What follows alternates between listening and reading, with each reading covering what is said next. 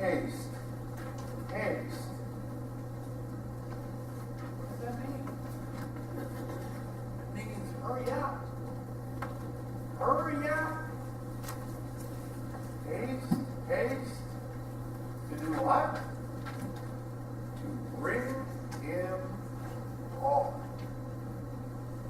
Laud?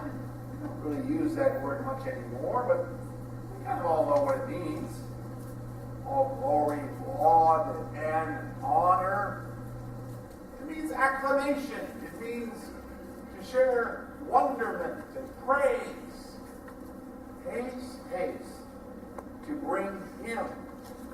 Oh, we know who the him is too, don't we? It's none other than Jesus, the one born so humbly. Well, Lord, may we go from here haste, fast, eager.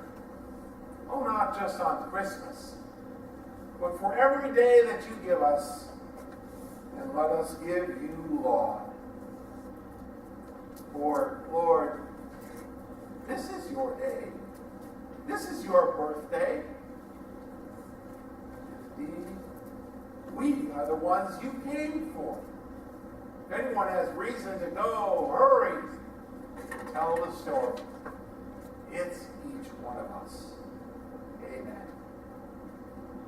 Well, Christmas truly is a time of wonderment. I mean, I think we were all kind of wondering when we saw, it seems like every year people are putting their Christmas lights up on their house earlier and earlier.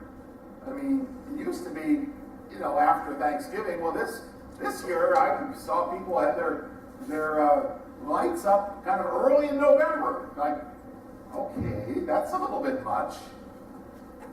And sadly, I wish home decorations had some kind of indication of those folks who live within that home in terms of their relationship to the one they're decorating for.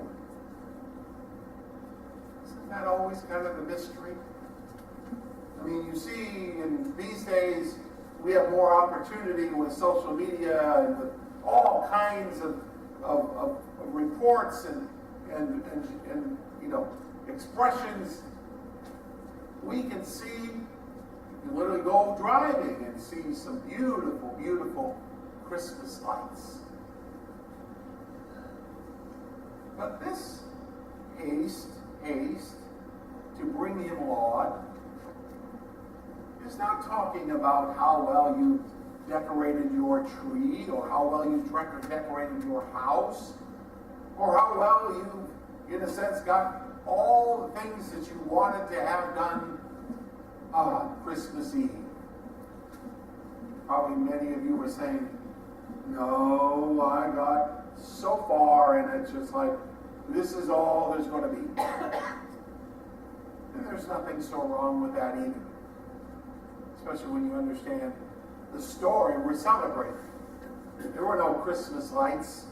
There was no decorations. There was no singing of Christmas carols and Christmas hymns.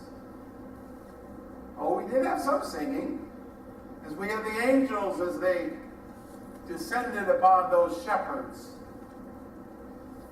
Now, Christmas is that wonderful time. It's the time when we're all told it kind of brings out the child in us. And that is a good thing. Well, I said there's some traditions, and I'll guarantee you, each one of you can think of probably as you were growing up, and maybe even as you were raising your family, and even as you were interacting, some of you, with your grandchildren and maybe your great-grandchildren, there are some traditions. And traditions that have passed on, maybe as your family has taken some different shapes, and maybe some of those who have gone home to Jesus. There's a wonderful story, and I've probably shared it before, but there's a couple of these stories that when I come to Christmas time, it's like, oh, you gotta tell that story. And if you heard it before, okay, you're just going to get reinforced so you can tell it better when you share it, okay? woman who, near the end of the days before Christmas, haggard and worn and just kind of saying, I can't get all of this done. And then she kind of realized, I haven't sent out any Christmas cards. Now you can tell this is an old story because I think we're all noticing it seems like we're getting fewer and fewer and fewer Christmas cards as people aren't sending them at all, or maybe they're sending them via email. It's not quite the same, is it? Well, this woman goes rushing down because she didn't even have Christmas cards to send. It was only a few days till Christmas. She rushes into the store, and obviously she knew they were going to be all picked over and maybe none left, but lo and behold, here was some cards. There was some boxes of the same cards. Oh, isn't that wonderful? There's boxes of the same cards. She grabbed up and said, oh, there's just what I need. She got home and she quickly wrote, she and her husband's and their children's names. She got the addresses out and put the addresses on the card and threw them in the mail the next morning. And there was just one or two cards left. And she said, I never really looked carefully at this card I sent out. And sadly, to her dismay, as she had sent out over 100 of these cards, she found that the little verse inside said, this little card is just to say, a little gift is on its way. And you thought she was harried and frustrated before that. Oh no, you're not going to send a gift to all those people. And I think she just kind of threw her hands up and went in the room and cried, Well, that really isn't the intention of what God has for us at Christmas. And sometimes we feel almost just like that. It's like there are just too many expectations. There are too many things to do. And I can't get it all done. You don't need to get it all done. You'll never get it all done. And I grew up on a farm. One of the things you learn about working, growing up on a farm, is that you never get done. Where we lived in Minnesota, you worked until, you couldn't work the ground anymore because it was frozen. And you did as much, and then you kind of said, well, I guess that's what we were going to get done this fall. And then in the spring you started over and you kind of did the same thing. There are certain positions, they always say, well, if you want to ask somebody who knows about a job that never ever gets done, talk to a mom. Moms know exactly what it means to never ever get done, because it's like, oh wow, whenever I think I'm getting close, then I just kind of turn the corner and, ooh, here's a whole bunch of more things to do. Well, that isn't God's plan for Christmas. Now, God's plan for Christmas, I think tonight is a pretty good example of a good place to start. Come to a house that is named after the city where this child was born. Let's come to a house where the center point is the cross of Jesus Christ. And yes, we are reminded with beautiful decorations and lights. And then even the invitation to come and be part of a wonderful time of fellowship afterwards. But the focus tonight is not the tree or the lights, not even the goodies out there, but I'm looking forward to those goodies, and I hope you are too. The theme is what God gave us that Christmas. What God gave us as Mary and Joseph made their way. Oh, there's one other story, and if you kind of flip through the bulletin, you see that our scripture tonight is from Luke, the Christmas story, the Christmas account.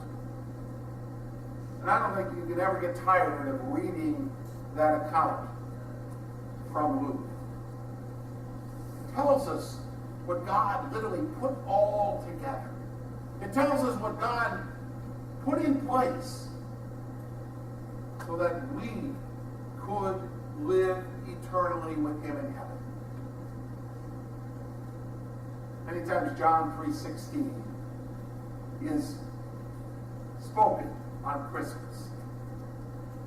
Kind of appropriately. For God so loved the world that he gave his only begotten Son. Well, when did he give his Son? At Christmas. That they who believe will have everlasting life. That they who believe. See, that sentence is very, very critical. I come to another old story. In fact, I remember hearing this story. Maybe some of you, because it is one of those stories that you probably have heard before. But I remember hearing it spoken by none other than Paul Harvey. Now, most of you are of the age that you remember hearing Paul Harvey. I remember growing up in the Midwest, Paul Harvey was, and then when he shared his news, and then when he shared the rest of the story, and he had that deep, resonant voice that you just kind of like, it didn't matter what he was saying, you knew it was very important. I kind of always wish I had that deep, resonant voice. But I remember him telling this story, and it was a story based on an account of a Christmas Eve in a family. As I'm sharing even the introduction, you're probably saying, oh, I remember. Or I remember somebody else sharing it. It was a husband who, as sometimes some parts of the family, and sadly in some cases we men are sometimes the most guilty, who really didn't think this church stuff or this religion stuff was all that important. And his wife and his children kind of begged him, Dad, aren't you going to come to Christmas Eve church with us? And he kind of got on his kind of a high horse and he said, no, I'm not going to be a hypocrite. I'm not going to be a false person. I'll let the people who really believe all that stuff go to Christmas Eve. And so he sent his family off, and this was in the north somewhere. It was cold, it was snowy, it was a miserable night. And he was sitting in his living room. I believe as I heard the story, he was, reading a newspaper, and kind of thinking, he heard the church bells of very likely the church where his wife and children were gathering on Christmas Eve. And all of a sudden he heard this thunk, thunk, thunk. What in the world? And he happened to look in his big, window in the living room, and here were these birds. These birds were trying to get in out of the cold. And they saw the light inside, and they didn't understand that there was a painted glass. And he said, oh, I don't want these birds to kill themselves. He said, we've got this beautiful barn just a little ways in this yard. He said, I'll go open the door, and those birds can come in, and they can spend the night in that barn. And so he went in, he turned the lights on, and the birds wouldn't come in. The birds wouldn't come in. And then he tried to kind of get behind them and kind of shoo them in. But the birds wouldn't go in. And he was getting very, very frustrated. He kind of thought to himself, if I could just kind of maybe become a bird myself, and I could communicate with them that here is safety, here is rescue. Just as he was thinking that, it just so happened that the church bells began to ring on this Christmas Eve. And he knew enough of the Christmas story that God, in his wisdom, very frustrated because the whole Old Testament tells the story of prophets trying to share the message of a God who loved them. And the people just seemed to, they would sort of get it, but then they would wander away from that message. Finally, God did the only thing that could be the solution. He said, I will send someone who becomes like them. And so Jesus, born of a woman named Mary, Jesus, born as a baby, who came to be with us to grow up just as we were growing up, to rescue us. And yes, it is kind of interesting at Christmas because we have the Christmas tree, we have a beautiful nativity scene, and in the background we have the cross. The cross. 33 years later, Jesus would be nailed to the cross to rescue us from our sin. And the story goes on that he kind of literally got down in the snow and began crying. This man. That's what my wife and my children were trying to get through to me. That's what this thing called the church, the Christian church. That's what the people who have understood this have been so much trying to share with me. But in my kind of pig-headedness, my reluctance, I have refused. And he vowed that as his wife and children would come back from church, that indeed the rest of their lives, he would never, ever, ever turn his back on this God who indeed had a solution for the rescue of those creatures, just like those birds, those creatures called human beings, who just couldn't get it, who couldn't understand that God had a rescue for them. So, brothers and sisters, Christmas Eve 2014, some of you say, but I know all that. To that I say, that's wonderful. But do the people around you know what you know? Or maybe somebody say, I really need to kind of breathe in a little bit more of what God wants to give to me. Well, whether you say I know all that, or whether I need to breathe in, or maybe I need to make a new start, there's no better time to do it than Christmas. A beautiful evening, filled with beautiful music, filled with the promise of what God did for you and for me 2,000 years ago. Be of good cheer. Haste, haste. We need to go and celebrate.